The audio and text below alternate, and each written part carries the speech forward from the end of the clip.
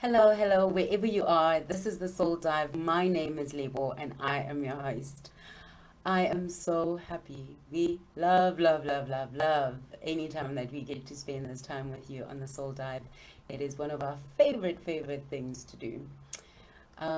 Today on the Soul Dive, we're going to be talking about joy as a strength. Yes, joy.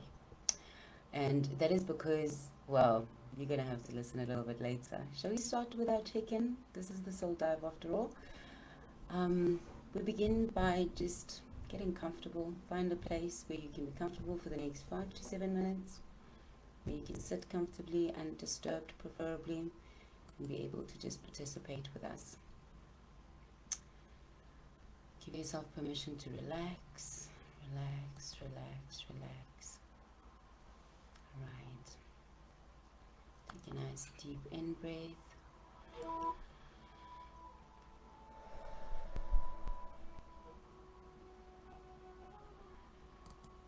Another deep in breath.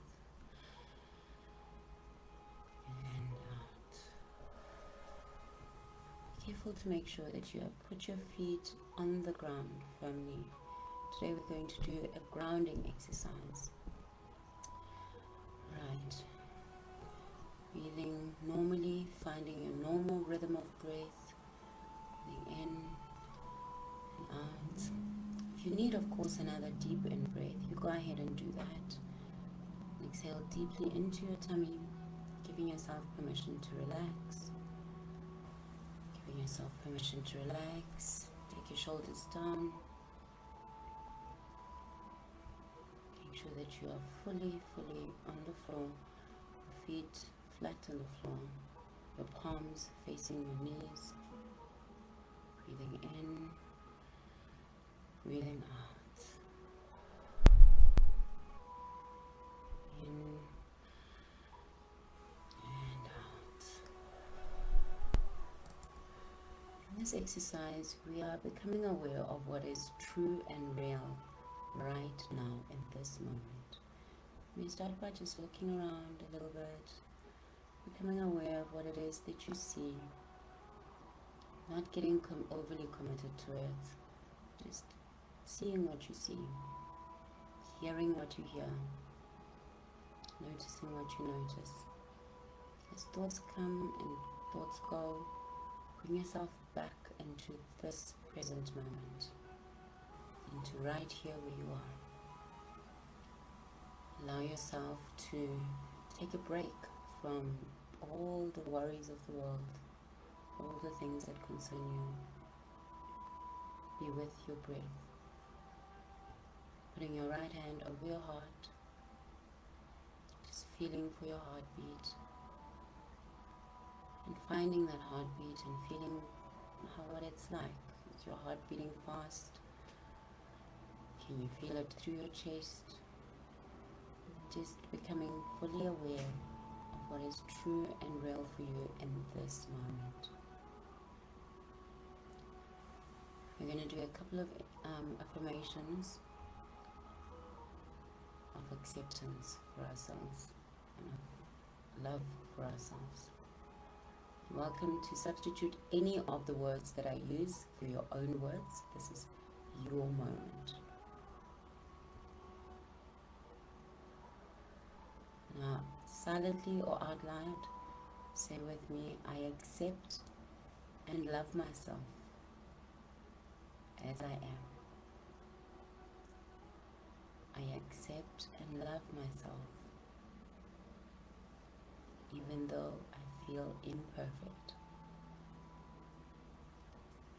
I love and celebrate myself as I am in this moment. I celebrate and find joy in myself because I take time to care for myself in this way.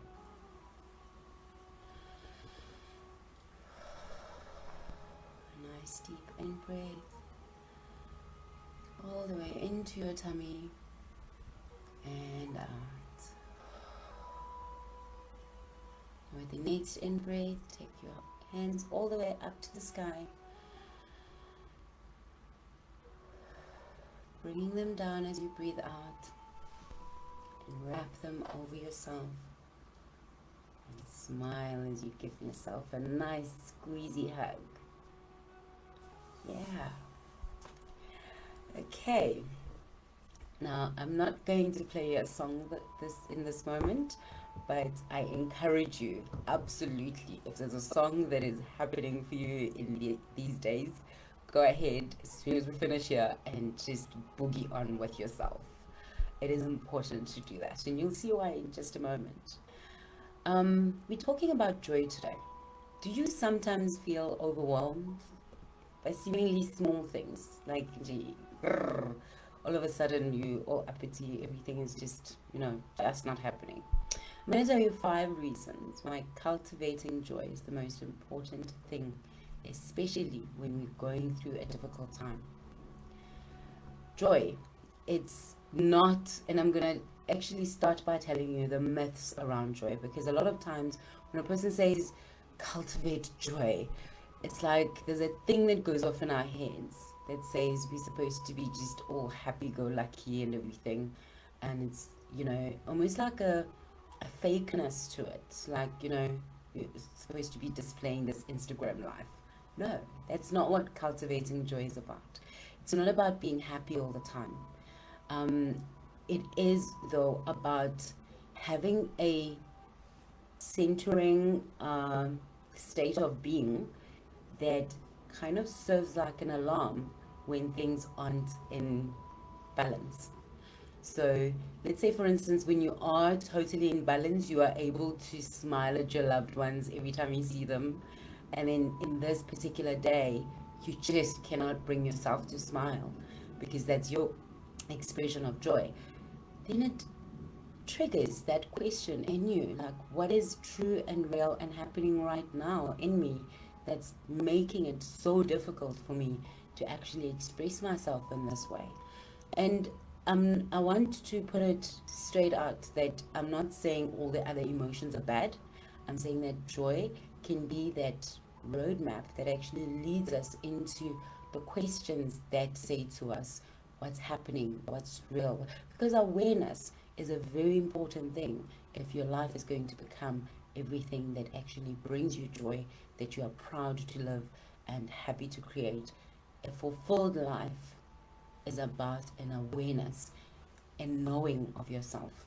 So no, joy does not mean being happy all the time.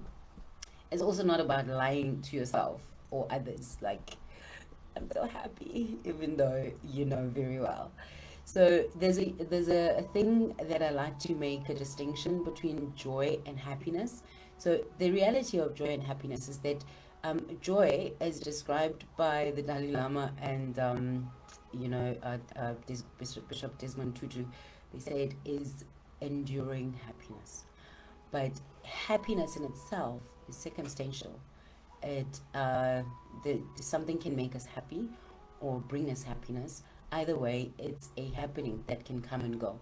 Joy, however, is a deeper sense of contentment that stays present even when things are challenging. As a matter of fact, joy can be that thing that gives you the resilience to see a bigger picture, to see beyond the rotten here and now. Joy can be that strength that does that for you. So there's a big difference between happiness and joy. It does not depend on the circumstances of life. As a matter of fact, joy is about overcoming the circumstances of life, regardless of the circumstances of life. Some of the reasons to cultivate joy are precisely because it is a strength. It is that strength that gives us resilience in the face of difficulty, in the face of things that we don't know what to do with. Cultivating joy gives our monkey brain something to do. Some of the things, and we'll go through them a little bit later, the ways to cultivate joy or to be more joyful. But the act of being willfully joyful actually gives our monkey brain something to do, while the subconscious mind connects to the higher power that connects to universal knowledge and wisdom of how to deal with things. So some of the practices of joy don't seem like practices of joy. Like, for instance, when I talk about contemplation, contemplation is a practice embedded deeply within joy, because it is that practice where you actually ask the question of what you are wanting to achieve, of your desires and all of that, but you leave the answer to the connection of your subconscious mind and all-knowing wisdom and your higher self to actually answer that and fulfill that particular need, question, or maybe you're just looking for a plan. Another thing why it's important to practice joyfulness is that joy unsettles whatever enemy that may have a hold on you. Think about it. When the mean girls in the cafeteria are sitting over there and trying their best to make you feel like an outsider, and it just seems to run off your back like water off a duck's back, and you're just as joyful, doesn't that just frustrate them? Besides that, on a spiritual level, when we continue to be joyful, it is an expression of the belief and the faith that we have in our hearts. You see, it is very difficult to live a life of faith and of belief and of knowing that things will work out and not be joyful. You cannot have both. The strongest base for joy is inner peace. When there's peace within you, that is reason to be joyful. But that also is actually the thing that will bring you joy. I already mentioned that one of the good reasons to cultivate joy is that it is actually a thermometer for our other emotions. I'm reminded of a movie that I saw where Joy walks around and she's trying to bully everyone into jumping up and down and being excited all the time and being happy and all of that. And it's like, hey, you know what? Leave space for sadness. There is place to be blue. That's an important thing about joy, that there's those times when we need to joyfully hold space for ourselves, for whatever is real and true in that moment, with the perfect knowledge that it does not mean that defines all of us, that defines everything that I am. Just because I'm blue in this moment does not define who I am. Joy comes when I know that tears may be streaming down, but these are not my full experience. So I dare say that joy is a thermometer. Notice I didn't say thermostat, ne? Thermostat is the one that sets all things, the thermostat sets the temperature. The thermometer tells you what the temperature is. I'm talking about the awareness of knowing what's real, what's true, what's happening right now. Joy might as well be called the elixir of life because, hey, let's face it, we all look much younger when we smile. We all do. Joy is that thing that will have you bounding out of bed and getting things done that you didn't think you were going to do, but because in this moment you did that. And a very important reason for cultivating joy is that joy lives in this moment. It doesn't live yesterday. You can't be joyful yesterday. You can't be joyful tomorrow. You're joyful now. It's joy right here and now. So you cannot put it away. That's another myth about joy, that I will be joyful when happens. No, joy is now, in this moment, right here. I want to give you an example about joy. Excuse me. So when you think about, when I think of joy, I think of a woman who is pregnant. Gosh, it is one of those things that's just, hey man, it's hideous, okay? It's not funny. Your body's going out of shape. Your emotions are all over the place. Your hormones are acting up. You're craving things that should never really be put together in a human meal. All of that. And, it can be such a roller coaster. But there is a joy about it. Because you know what it's for. You know there's a higher purpose for all of these. So you don't run away from the emotions. You don't run away from the feelings. You don't run away from peeing every 20 minutes. You do it joyfully because you know these are all the characteristics that tell you that you are becoming something. You're becoming a mom, and this is the process of it. So that's joy. Joy is that thing that allows you to be able to take what's happening right now and be able to see the bigger picture of it's not the end. This is not the be and end of all of it. There is more beyond this. And the knowledge that there's more beyond this gives you joy. But joy fuels that knowledge. When you put yourself in a state of joy, you are more able to see those things. And so you can sit and hold space for yourself and cry those tears if you need to, and feel those feelings that you need to, and really, really be present. Because joy is now. Joy is right in this moment. Joy is not something that you put in a scarf-tin and carry it to tomorrow. It's not something that will happen when you're at the right weight, when you have met the right person, when it's not external. It is, I used to hear this phrase a lot when I was growing up, and it is feeling good on purpose. Like in, I don't care what's going on, I'm feeling good. And that's that. And not feeling good in a superficial way. No. In a way that says, this what's happening does not define me. I know there's been times in my life when even as I was sitting in the situation that threatens to break me, the only thing I could do is hold on to the joy of knowing that there is more to me than what is here. That, as a matter of fact, even as this one thing is going horribly wrong, I can watch it with my popcorn in hand and curiosity of where it's gonna go, with the knowledge in my heart that as long as there's a breath in my body, I continue.